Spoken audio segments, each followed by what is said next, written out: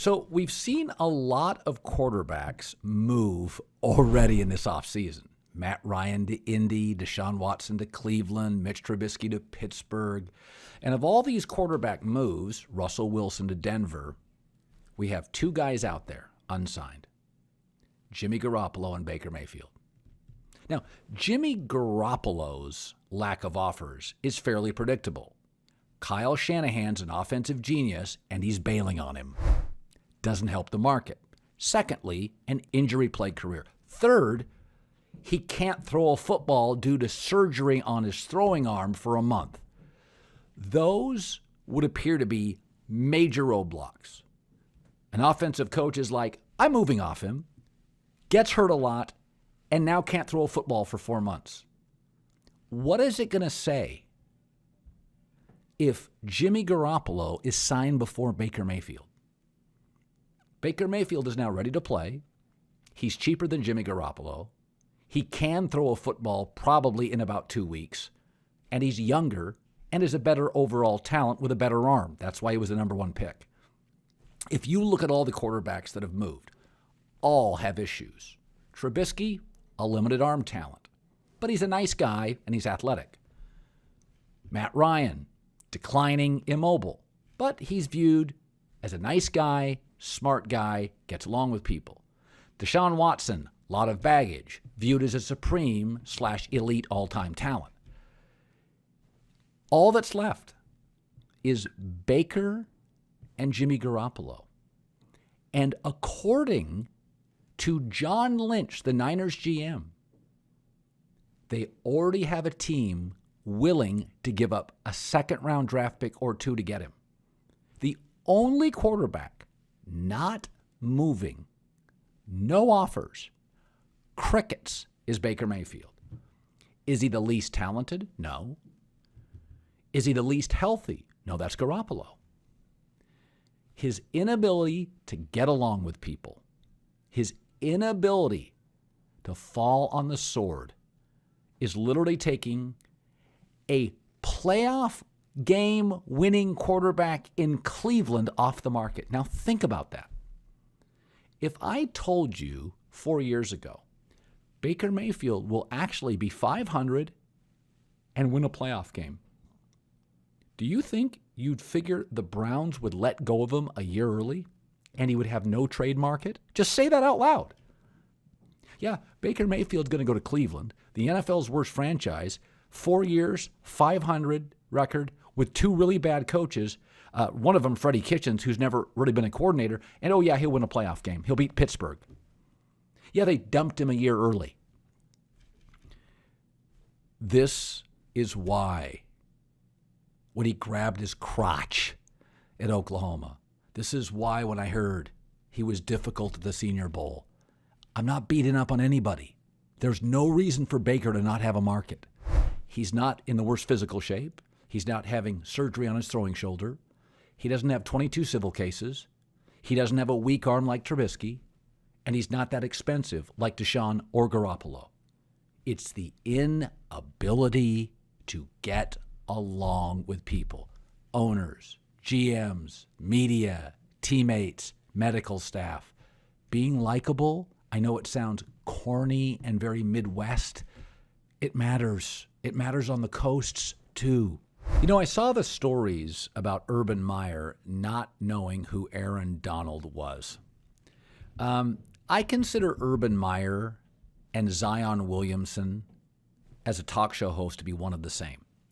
I said about Zion Williamson, I would pick him number one with this caveat.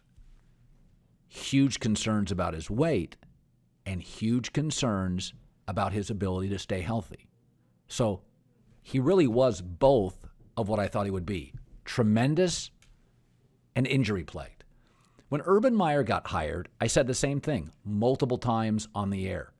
He never liked pro football. But I thought he had a chance to be successful because the division was bad. He hired veteran coordinators, and Trevor Lawrence is a once-in-a-decade quarterback talent. I remember before Urban got hired, I had a discussion with him. And I relayed this to you, the audience.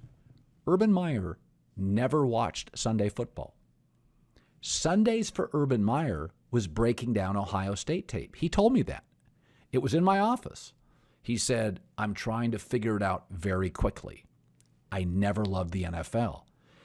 And that was always my concern with Urban. If you go look at Tom Coughlin, even when he was in college, or Jimmy Johnson, even when he was winning in college, or Pete Carroll when he was winning in college, they had some NFL background. There was some DNA, some fiber connecting them to the NFL with previous jobs. Urban not only had none of that fiber, he didn't like professional football. And I don't think it's a coincidence that the two greatest college football coaches in my life are Urban Meyer and Nick Saban. Both struggled mightily in the NFL. Why? Because to be great in college, your authoritarian personality, the more intense and dominating you are, is often your greatest ally. You can bulldoze your way through boosters, the NCAA, administrators, difficult players, conference commissioners. That's a huge drawback to being a professional coach, where players often have longer contracts and make more than the head coach. So, and this happens a lot. Often your greatest strength becomes a weakness in another industry. Don't think of football as one business. There's college football where strong, overbearing, authoritarian personalities have long given us dynasties. Barry Switzer, Woody Hayes, Bo Schembechler, Nick Saban, Urban Meyer, Joe Paterno, dominating my way or the highway personalities. That strength needed to get through and over administration, boosters, advertisers, athletic directors, conference commissioners. Then when you pivot to the NFL, you have an owner. You have a general manager. You have agents, players, often veteran, highly compensated players. I don't think it is a coincidence that Barry Switzer, Nick Saban, and Urban Meyer were sort of eye rolls as NFL coaches. Now, Switzer inherited Jimmy Johnson's dynasty, but Switzer was mostly mocked on his way out. Saban, eye roll on his way out. Urban, eye roll before the season started. So Zion Williamson and Urban, to me, I can acknowledge I would have picked Urban in Jacksonville. I got it. And I also would have drafted Zion. But nobody thought they were locks to be successes. Everybody, myself included, knew Zion was an injury weight risk and Urban was an authoritarian risk. And that's how both have played out. I'll get asked from time to time, Colin, why don't you talk more college basketball? Or why don't you talk more regular season baseball? I've never felt it's my responsibility to make your sport interesting. It's the sport's job to make it interesting. College basketball, the one-and-done culture, has made it 350 Division I programs, and you can't name a single starting five outside of your favorite team, be it Kansas, Syracuse, or Arizona. Therefore, in my business, I'm looking for urgency and stars. Those translate to ratings. Big names, big games, that equals revenue. That equals ratings. And yes, I'm in this business to get those. I'll give you a great example. I love college football and watch a ton of it. Over the last 7 to 8 years, I've never talked less college football. Why? It's too regional. It doesn't feel as national, and I'm a national host. One of the reasons I'm rooting for Miami with Mario Cristobal and Lincoln Riley for USC, it will give college football a big city, coastal fan base. If you look at college football attendance, it's gone down 7 straight years.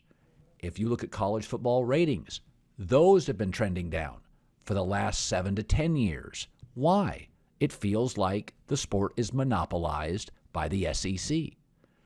And so it's not my responsibility to make your sport interesting. The NFL, a single 1 o'clock Eastern, 10 a.m. Pacific NFL game will beat soundly a Major League Baseball playoff game. It's up to a sport, its commissioner, its marketing, its promotion to make sports interesting. Therefore, I'll talk about it. I've said this before. I'm in the omelet business, not in the egg business. My job is not to make the omelet yummy. You make the omelet, and then I'll discuss it and put it on the menu. Right now, NFL is 70% of my show. College football is 5%, and the NBA is about 25%. All of them have urgency or stars. My guess is going forward, college football will become a much more prominent discussion this year forward for the next several years. I think I'm going to move into a 60% NFL, 25% NBA, and 15%, 20% college football. I count the draft as both NFL and college football. But if Lincoln Riley wins big, he will. If Mario Cristobal wins reasonably big, he will. I'll talk more college football. Never a talk show host's job to make a sport interesting. That's up to the sport. I've got a menu. I only want to put stuff on the menu that appeals to the largest audience. Lincoln Riley USC is not just big for USC. It is huge for college football. It is huge for Fox and ESPN and any network that televises it. Denver West college football ratings have been eroding steadily downhill for a decade because there's no belief their teams can play at a national level.